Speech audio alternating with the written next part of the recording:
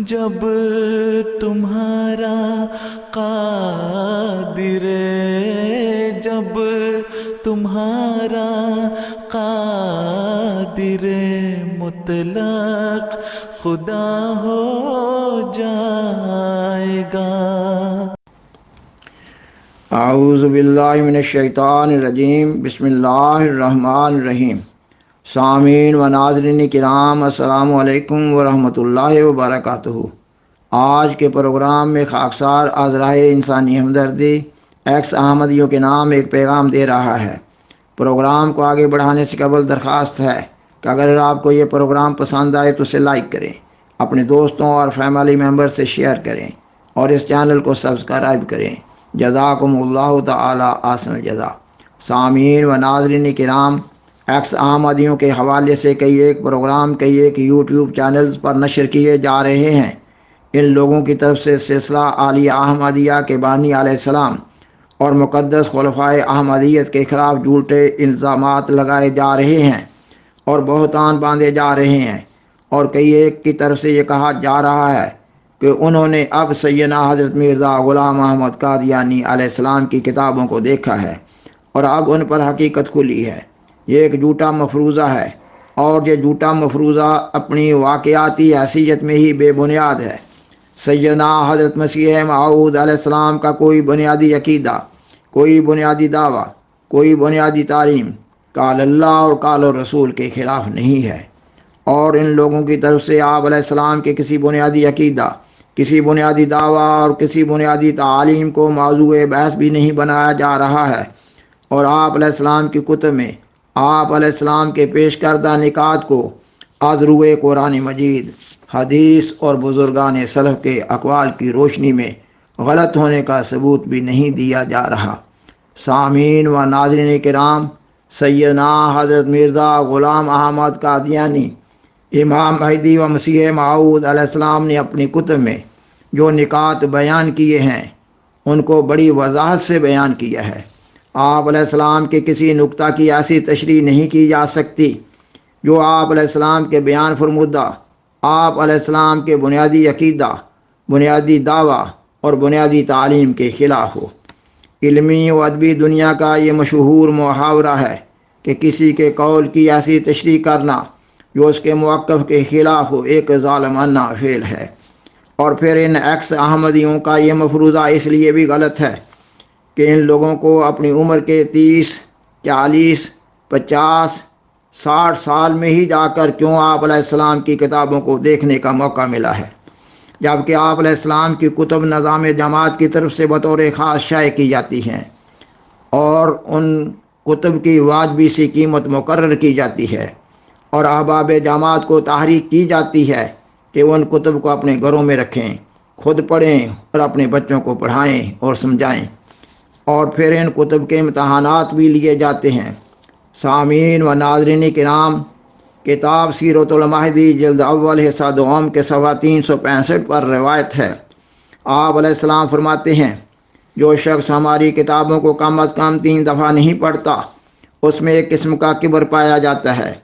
آپ علیہ السلام کی کتاب نزول المسیح روحانی خزائن جلد 18 صفحہ 403 پر یہ عبارت ہے۔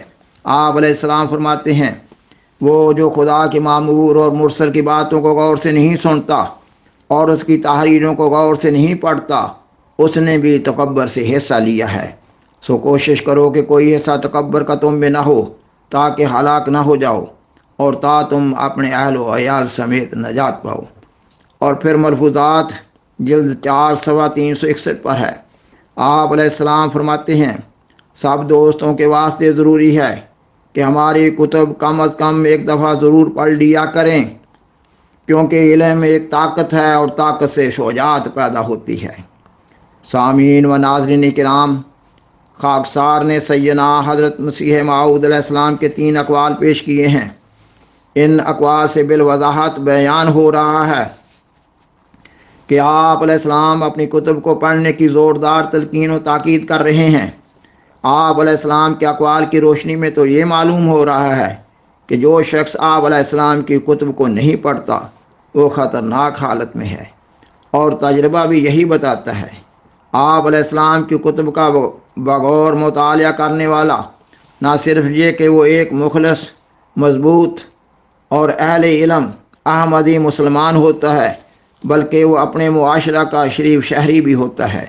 اور واقعاتی شہادات سے یہ معلوم ہو رہا ہے کہ آپ علیہ السلام کی کتب میں ایسی کوئی بات نہیں ہے جو کسی انسان کی ٹھوکر کا باعث ہو۔ دنیا بھر میں پھیلی ہوئی جماعت کے بالمقابل معدود چند 10-12 افراد کی رائے کی کیا حیثیت ہے، جبکہ اس رائے کا غلط ہونا بھی دلائل کے ساتھ بیان کیا جا رہا ہے۔ سامعین و ناظرین کرام، حقیقت تو یہ ہے کہ جماعت احمدیہ کے ایک مضبوط اور مربوط نظام ہے۔ جماعت میں شامل ہونے اور شامل رہنے کی 10 بنیادی شرائط ہیں۔ جو کوئی احمدی ان شرائط بیعت کی پابندی کرنے میں فیل ہو جاتا ہے، نظام جماعت کی طرف سے اس کو وارننگ جاری کی جاتی ہے۔ اکثر افراد جماعت اپنی اصلاح کر لیتے ہیں، جو اصلاح نہیں کر پاتے ان کو نظام جماعت سے نکال دیا جاتا ہے تاکہ دوسرے لوگ ان سے اپنے معاملات کرتے ہوئے نقصان نہ اٹھائیں۔ مثلا ایک شخص لین دین میں اچھا نہیں ہے، اس کے خلاف ایک شکایت موصول ہوئی ہے، اس کی اصلاح کی کوشش کی جاتی ہے۔ اس کی اصلاح کو اسی طرح جانچا جا سکتا ہے کہ وہ اپنا معاملہ اپنے دوسرے بھائی سے صاف کر لے۔ اگر کوئی شخص اپنا معاملہ اپنے دوسرے بھائی سے صاف نہیں کرتا اور پھر بھی جماعت میں رہتا ہے تو وہ کسی دوسرے کو بھی نقصان پہنچا سکتا ہے۔ اور پھر کوئی ایک ایسا شخص ہے جو اپنی بیوی اور بچوں کے حقوق معروف طریق پر ادا نہیں کرتا، اور پھر وہ اپنی شرارتوں میں بڑھتے بڑھتے اس حد تک بڑھ جاتا ہے کہ وہ ایک شخص اپنی بیوی اور بچوں کی زندگیوں کو بہت بری طرح متاثر کر رہا ہوتا ہے۔ ایسے رویے بعض اوقات انتہائی بھیانک شکل اختیار کر لیتے ہیں اور انسانی زندگیوں کے لیے خطرہ بن جاتے ہیں۔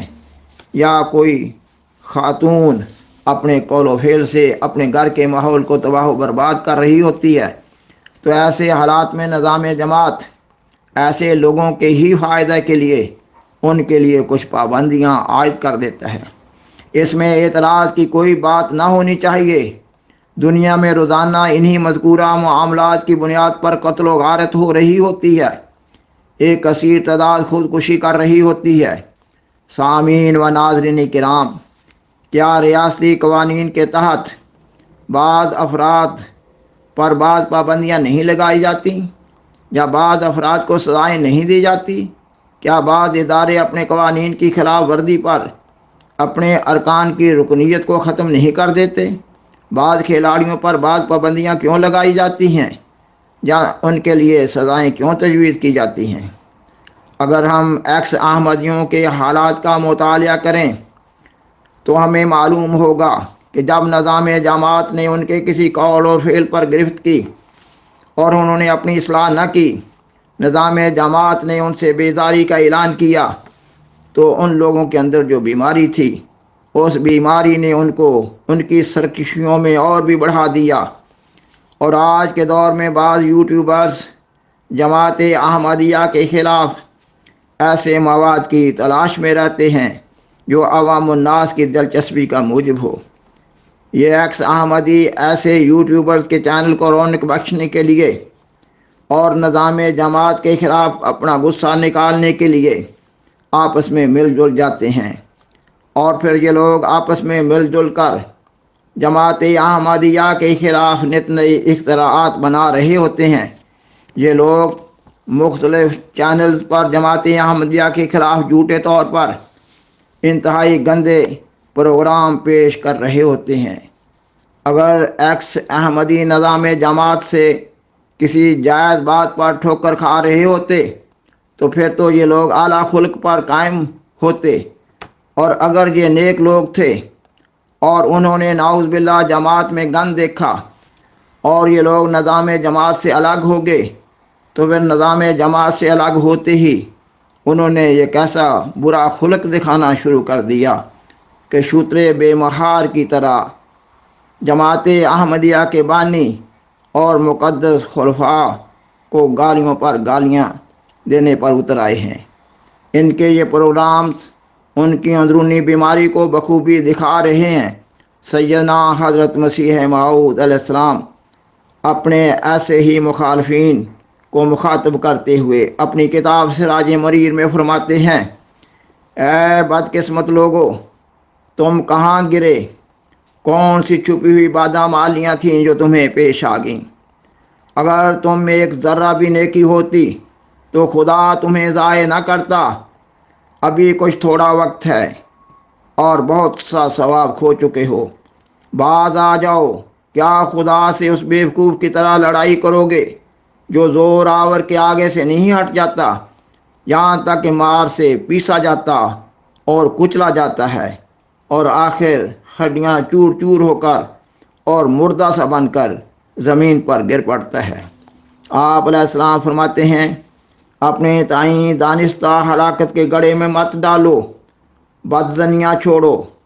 اے نادان انسان، باز آ جا کہ سائقہ کے سامنے کھڑا ہونا تیرے لیے اچھا نہیں ہے۔ سامعین و ناظرین کرام، یہ مضمون ابھی جاری ہے۔ اس مضمون کی اگلی قسط میں بعض ایکس احمدیوں کے بعد موٹے موٹے اعتراضات کا جائزہ پیش کیا جا رہا ہوگا انشاءاللہ۔ وآخر دعوانا ان الحمدللہ رب العالمین۔ شکریہ۔